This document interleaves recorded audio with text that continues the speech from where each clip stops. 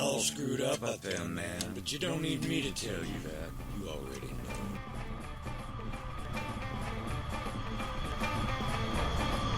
Welcome to Deep Americana. Hello, I'm Ray Carney. This afternoon I will be interviewing Sippi Bond. And he'll guide us through his experience as a rapper, also as a black man dealing with racism and systemic racism in America. So, alright. So what has your life been like, Sippi? You know what I'm saying? It's kind of like been like a instant success, you know.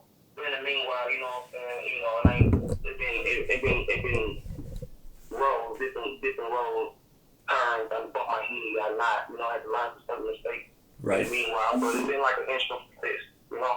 Right. Well, good. Let's see here. So, like, for me, what's going on in our reality with the virus and with just racist, bigoted behavior that's been happening, right? I feel like, and I want to know how you feel about this, like, I feel like we've really lost, in a lot of ways, maybe not me and you, per se, but our culture, the ideas of community, right? Right. What do you think about that? Well, especially by the coronavirus, you know, that was a big hit, you know, what's out the blue. Right. You know what I'm saying? So, you know, it's hit us sideways. A lot of people had so much going on, you know, or certain big deals that's going to shake, going to come up for them. Right. And bam, you know, that happened. So that was it was kind of terrifying, you know, because like you know, still kind of right now kind of on the protection of that. Yeah, oh yeah, yeah. You know, that was just by the wind blow. Right. Or somebody sneezed on you or something, you know. Right. So I feel that was real, like, you know, like scary, you know. And yeah, it's like know, like being in a horror movie or something. We had to, you know, shell, you know, so I had to sit in the house for months, you know what I'm saying, due to behind this virus that came. So to me, it was like, wow, you know, and, you know, and it was shocking. Now, on a racist, you know, I'm from Mississippi, we kind of been, you know, been like that too, like I said, like, I had different talents, roles I had in my life throughout my career that I'm aiming, you know what I'm saying, to grow. But, you know, like, I done dealt with Ku Klux Klans and white people cursing me out back in Mississippi. Right. Clinton. And so, like, you know, like, with me, you know, I always grew, like, you know, I had a open mind, kind of, like, so I, like, you know, I asked questions, I learned, plus the study stuff I already had studied a lot, you know, on my own, you know, I done witnessed a little bit, but, like, it's like, you know, and also I do a lot of studying, I study a lot of Black history also, you know? Right. And, like, you know, and like I said, and it's been too long, and it's painful, it hurts. It hurts when, you know, you're supposed to inherit a certain amount of money years ago, and it's been taken from you, your whole history been taken from you. You know, on top of that, you know what I'm saying, the police brutality, and how there's, like, you know, taking lives and constantly getting away with it, you know, and it's been happening for years. It's really, really time, you know, like, for a change, you know, it's supposed to be an equal earth we on, you know. So, you know, and like, you know, it'd be ridiculous ways how it's been happening. Like, it'd be ridiculous ways. Like even go back to the era of Martin Luther King, like when they set the girls on fire in the church. Right. The church, I mean, like they do it in crucial ways. You know what I'm saying? And it's in this time, you know. You got people like Michael Jordan, you know what I'm saying, stepping up. He never really been like into, you know, he been into it, but he really never spoke out. This time, it was, didn't even make Michael Jordan speak out. Right. There's a lot of more other people that's kind of speaking out too. That, it's just shocking me. But Well, you know what I'm saying? yeah. Me too. I never been racist. I always, defend a caprice person or say something to get out of hand. Just take the situation, or if it gets too deep, I'm not gonna let nobody hurt me. Right. You know what I'm saying? So like, yes, it's painful though. It's real painful, and it's time for a change. And especially like I done wrote singles about it. I done wrote some new protest singles. You know what I'm saying? Kind of basing off, you know what I'm saying? Hell in the Cell, like the WWE. That's what kind of like the world kind of spinning in a way, you know? Right. And like, I wrote a couple singles to get off my, some off my chest. You know what I'm saying? How I felt about the situation and how a lot of more people feel about the situation and how a lot of people out here in Wichita, Kansas, we got a lot of more protests going on. So, and also I'm gonna be, they got me featuring in a couple of them. So. That's what I'm gonna try to do in one of my videos also. But they feel like when I do speak, think about what I say, they really pay attention. So they know too, kind of like throughout my music, throughout up here, because I don't witness a lot out here in the state of Kansas. Oh yeah, I used to live there. I know. I know it's a rough place. Yeah. So so to me, it's time for a change. You know what I'm saying? I mean, we got people that pay for bonds already. Cause people looting. Like when they set the police department on fire. Yeah. I'm telling you, if our voices ain't trying to be heard right now, I know they heard that one. Yeah. I know they heard that one. Yeah.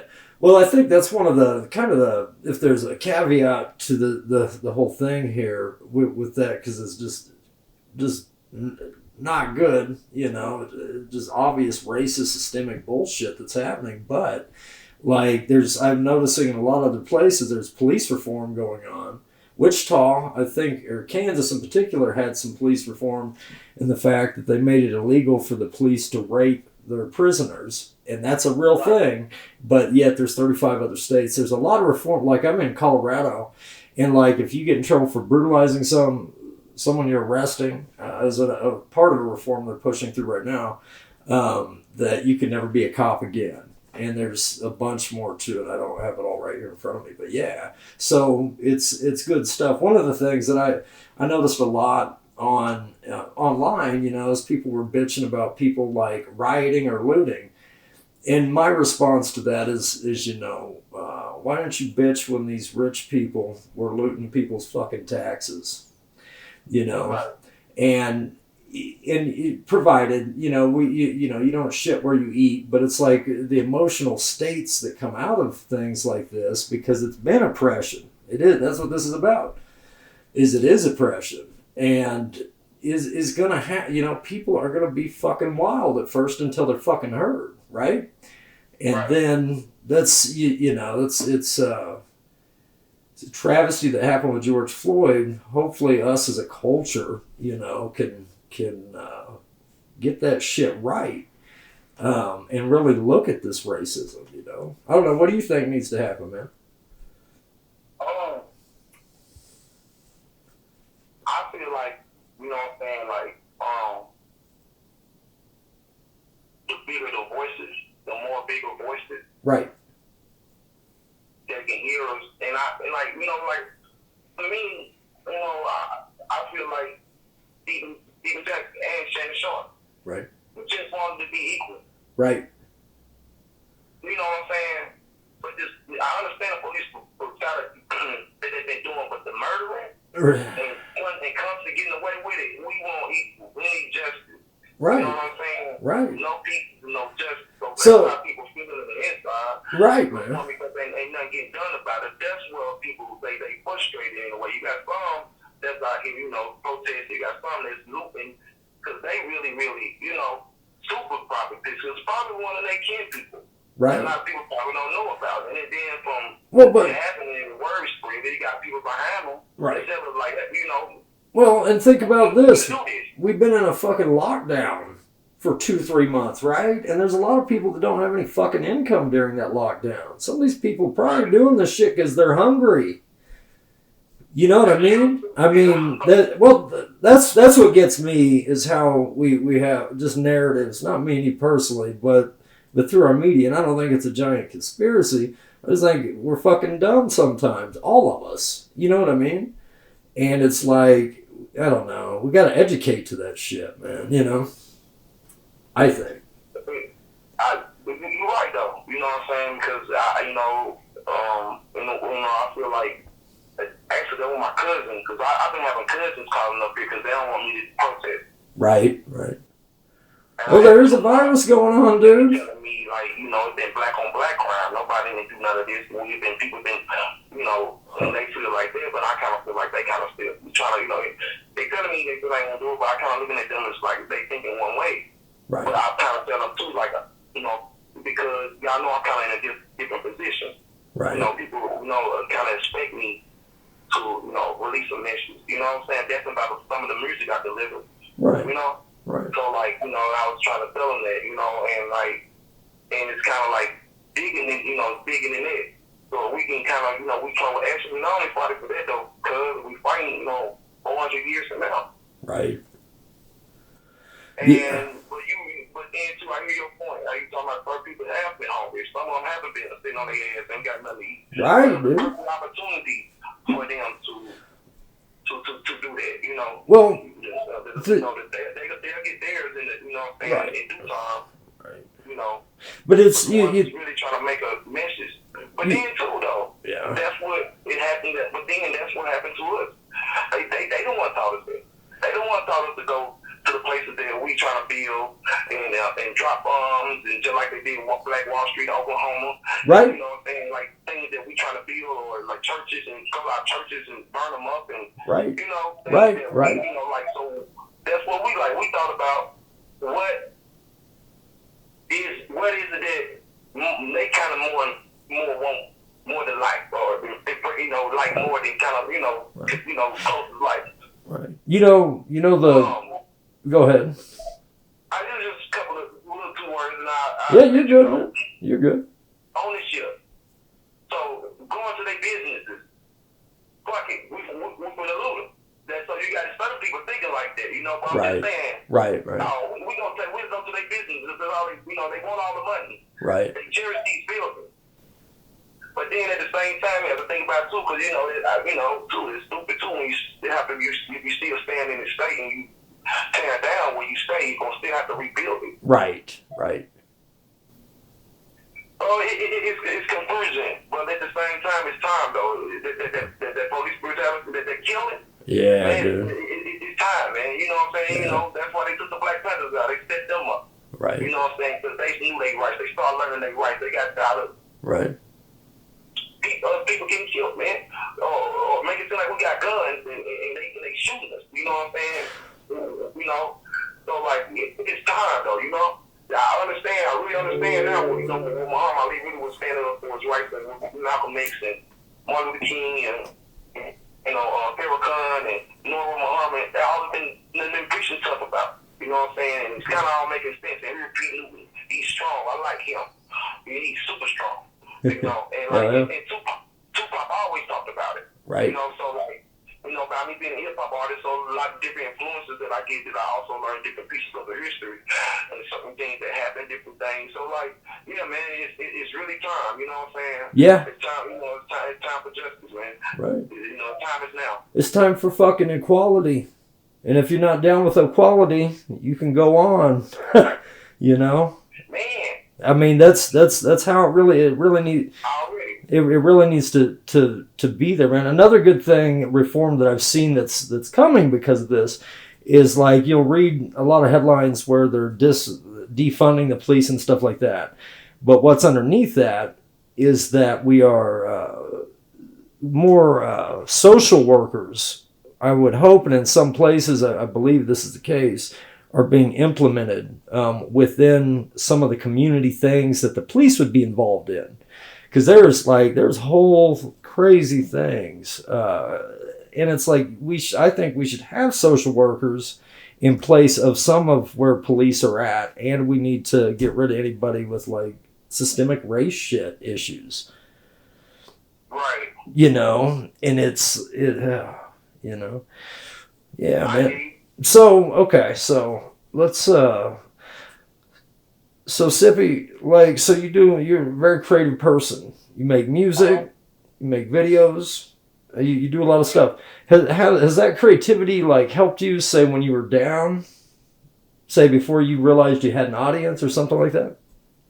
Well, it always did. I always kind of like, I always been like into things. I was an athlete before, but like every time I'm away, like the difference of my music, I wouldn't notice that. See, when I was an athlete, I became student captain.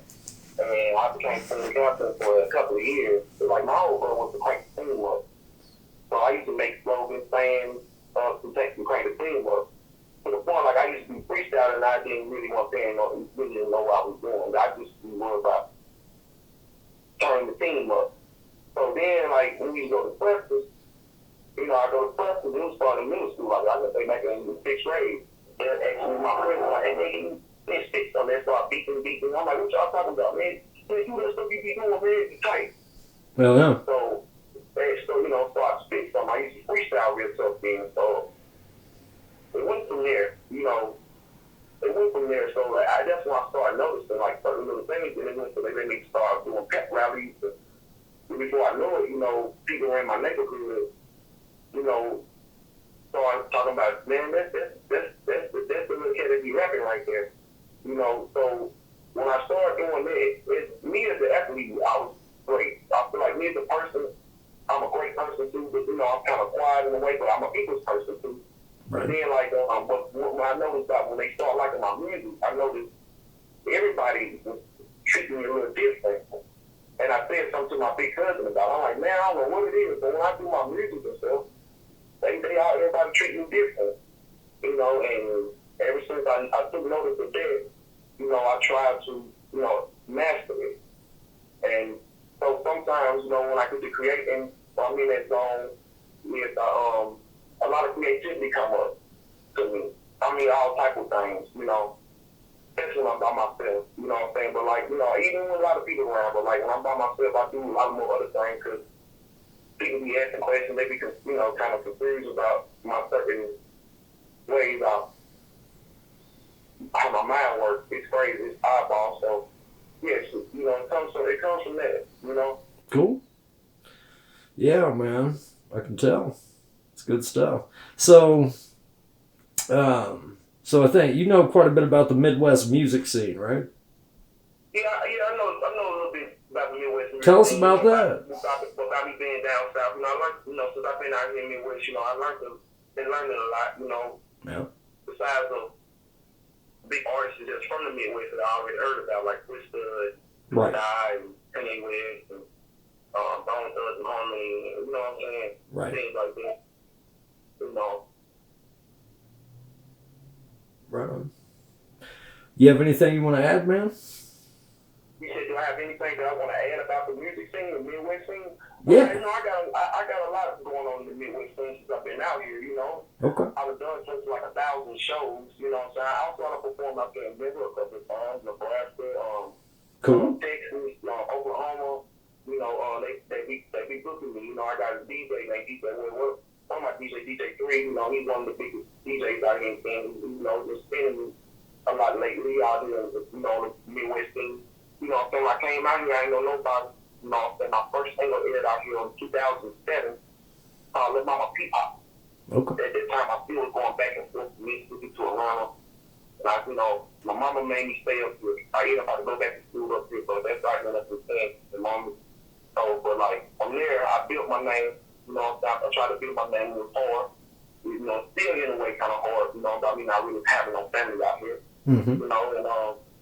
I built my name, and I got my first single on the radio on 93.5.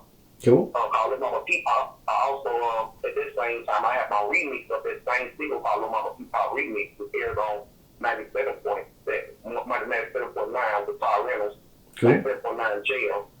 So at the same time, I was kind of transferring already. I had 2 singles aired on 2 different radios. That's the first time it ever happened out here in the state of Kansas. Cool. You know what I'm saying? By that time, I also had started doing videos at that time, which I'd already had started back home when people were knowing. So by the time I came up here and started doing it, people would stop. You know what I'm saying? I'm going in the club, I got my camera crew with me, bam, we lighting the lights up. Yeah. In the middle of the club while it's dark, I'm like, what? You know, people shop, and I get a little, the DJ playing my music, bam, I get the camera guy filming me as I'm speaking. They like, wow, he's really shooting a video. Right. So from there, you know, my name grew, especially like the type of music I make. I'm real versatile. I'm a real versatile artist. Okay. Like the music I make is group, because people want, and out here in the Midwest, they more kind of like more laid back and more kind of like on gangster music. You know what I'm saying? Uh-huh. It's kind of like that too in this city, but we more punk. Right. Like I'm more versatile. Right. You know, than a lot of people think. You know, if I have to sing on the track, or if I have to do a love song, or if I have to do a soulful song, or I have to do a punk song, or a twerk single, or club banger, or panty dropper, Right. you know, or something like that. I've been really practicing. I'm a roller with 3,500 songs. Dang. So I really been practicing that a lot of people don't know. There's certain people that start to know me since I've been out here that get coming around me. I get to teach them how they count their bars. Some of them I count their bars. Count their bars. They see how I rehearse. I'm like, damn, you be rehearsing? I'm like, yeah, I rehearse and stuff. You know, I practice my singing, so that way Yeah. I go to the studio. Besides, I got a studio in my house. When I go to the studio, bam, I can drop it without, hardly messing up. So, Right. when you're in the studio, you don't time, you spending money. Uh-huh. Quick I can drop it, quick I can, but then on point with it, the quicker I can get to the next one. So I try to do 3 songs a weekend, or 3 songs in one when I go to the studio. Cool. That'd be my goal. But like besides that, I done kind of grew from out here. I got my first. I started, because I have, my ambitions. I got new ideas, on my creativity by the way I dress. People used to love the way I dress so much. I won 2 dress contests back home. So, to the point I started, I started taking interest in that. Right. So I like, what if I make me some Sippi socks? What if I start making my Sippi shirts with the man on them and my logo on them, my Self-Made Videos logo on them, or not that my new logo, OTBX, you know what I'm saying? And what if I start doing it? So I attempted, and bam, they sold out before I knew it. You know what I'm saying? Got people, people coming, people more requesting. So I kind of grew with it, and grew a little bit more with it because I got a big fan base, and I have a definitely female fan base. So that made me think about leggings and stuff and booty shorts for the ladies. And you know what I'm saying? I have a twerk team, you know what I'm saying, that dance, that performs with me. So I let them display it. And that's when I get all the responses from when they first start in. Also, too, you know what I'm saying, that's on my clothes side, but still, I still stay on that for a second. But I also want to talk about my shoes. That's a big accomplishment for me. Okay. I'm in the live shoes. Yeah, I'm in the live shoes, you know what I'm saying, the company out of Italy. You know what I'm saying? I done made 11 pair of shoes so far. I done released the Lit Sippi 1, and I released the Lit Sippi Heels 3. Cool. So,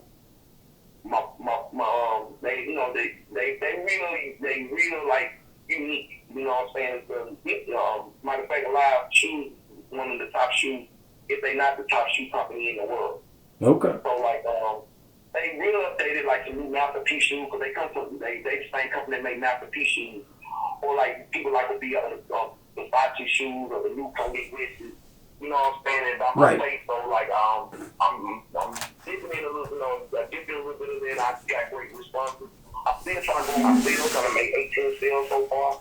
You know what I'm saying, on my Lit Sippi shoes part 1. Right. You know what I'm saying? Also, if people want to also look my shoes up, they can look up Alive Shoes, ALIVE, Alive Shoes, SHOE, / the Lit Sippi, DALITSIPPI, the Lit Sippi.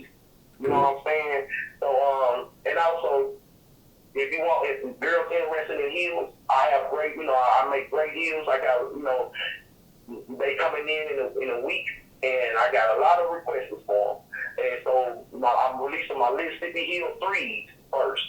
So it's kind of like similar to my Mississippi, you know, how you can look them up on the site and you can order them. And it's free of charge. You know, your shipping and handling is free of charge. You know, you're going to get a $30 coupon discount, or the one lucky customer might get a $50 coupon discount. So I don't know which lucky customer did it. There's one lucky customer get $50 discount once a month. But every customer that order here at Mississippi Hills, they get $30 coupon, $30 discount coupon. So it's DALITSIPPIHEELS 3. The Mississippi Hills. I live shoes / the Mississippi Hills. And you can go in there, you can pick whatever size you want. You know what I'm saying? Your shoes will come to you within 5 to 7 business days. Like I said, we shipping and handling. Also, my socks are real unique. I got my catchphrase like man on the back of them, and my logo says name of cities on the side of them.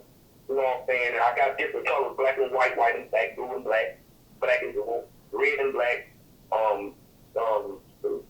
black and red and yellow. You know, I got a lot of unique colors, and they've been selling real fast. Right now, I ain't got them on site, so people have to kind of get at me on my messenger. If they not in town, they out of town, I have to, you know, make shipments to you. You know what I'm saying? You get your pair of Sippi socks, they go for $20 a pair. They will work it, they feel athletic, they feel comfortable.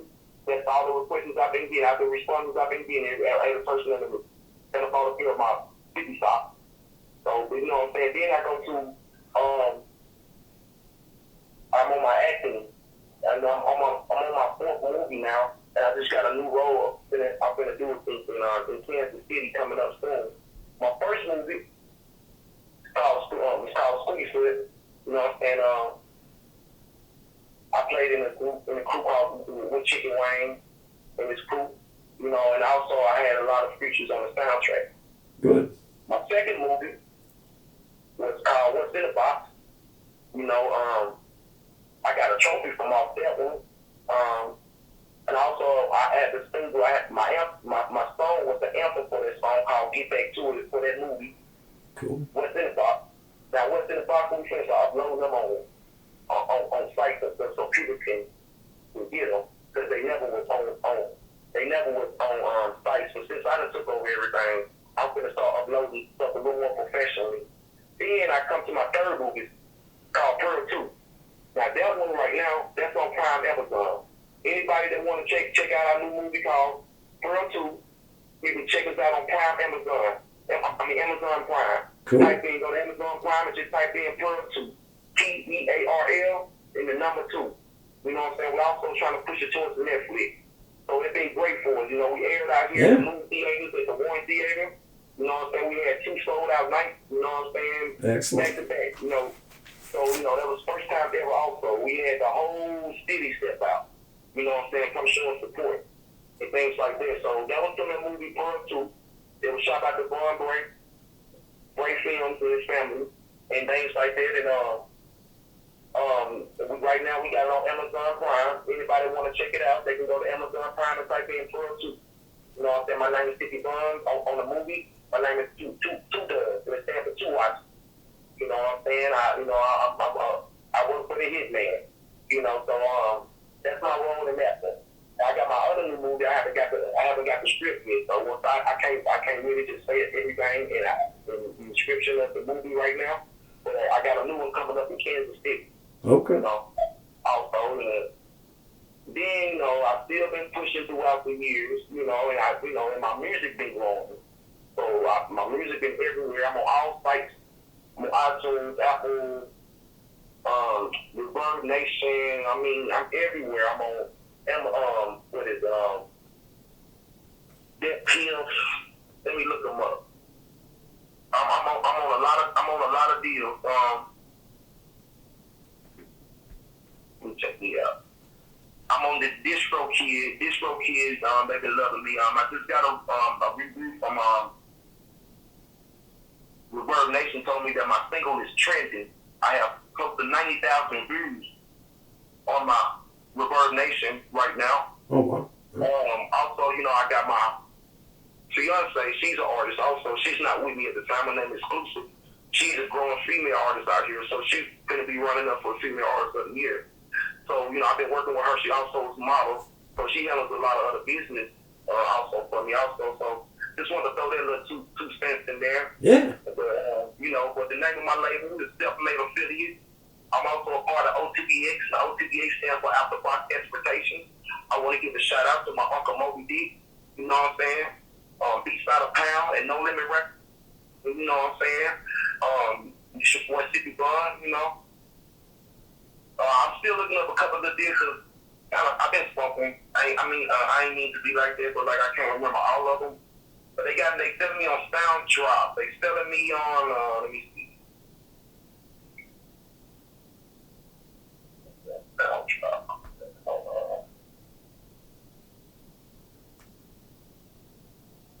Hold up, King. Just give me just a little second here. Yeah. Okay, they selling me on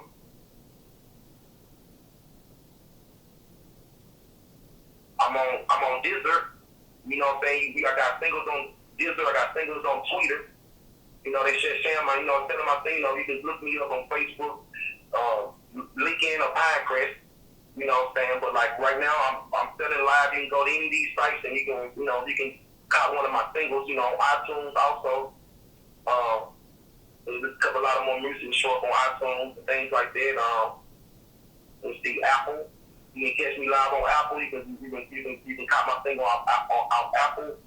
I also got I had to get my catchphrase. Man, I had to get my catchphrase. I got that catchphrase. It's trademarked because it's super growing.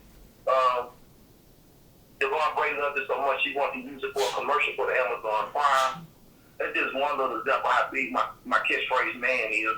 Right. Everybody said out here, when they say they say in Sippi Bond voice, you know what I'm saying? So, they always show me respect, when I walk in the club, DJ Caters or DJ 3 or DJ Detroit, one of them, you know what I'm saying, see me, or K-Dubs, they see me, you know what I'm saying, they do a mix, they Sippi Bonds in the building, man, they do that and bam, go back to their spinning. Cool. So the whole crowd can know. Cool. You know what I'm saying? So, that's how big my catchphrase became. When I walked into my movie premiere, everybody was kind of waiting on me. Hey, they said Sippi Bond was in the building. The whole theater said, man, Right on. They said, Sippi, you got that copyrighted, right? I'm like, yes, I got it. So, but yeah. So, man, since I've been here, I've been kind of growing and kind of in a way, I still be homesick, but since I've been out here, I've been really, really working. I've been on TV shows, the Get Low Mix Show, Channel 5, Your Hour. Also, I just promoted. I got a segment on Your Hour. They filmed me live for promoting my new shoes when they came out. But I think, from my understanding, I'm the first rapper out here in Kansas with his own shoes, in his own socks. Cool. That's official and things like that. So, but right now, I've just been staying active. I got a lot of new videos coming up. So they can be on the lookout. They can subscribe me on Instagram or Facebook or Twitter or Snapchat. Right. It's Sippi Bond, Sippi Bond. All right. So like, it's a lot I got going. Sometimes I ask me one question, get a lot out of me. Hey, that's all right. Short little brief, a little survey of it, things like that. Right. I open up new artists. I work with a couple of big name artists. I got new singles coming out with Lenny Williams, the legend. He sings, "Girl, I love you." So he cheats. Some people don't know who that singer who's that. I got an opportunity to work with the legend through my granddaddy. Also, I worked with Moby Dick. That's Master P's cousin. He sings, "This is for the birds in a Cadillac." You know what I'm saying? And like, shout out to Mr. Thurbone. Shout out to me Green. Got a new single coming with Fiend. I got a special feature I want to talk about, but I don't want to air it right now. It's gonna change my life. You know what I'm saying? But Beats by the Pound, No Limit Records, man, this how we dropped up. Man, yeah. Cool. Well, right on, man. I think we've covered about everything, right? Yeah, got them. Well, I think we're good there. I'm going to stop us there. This concludes our interview with Sippi Bond. Thank you.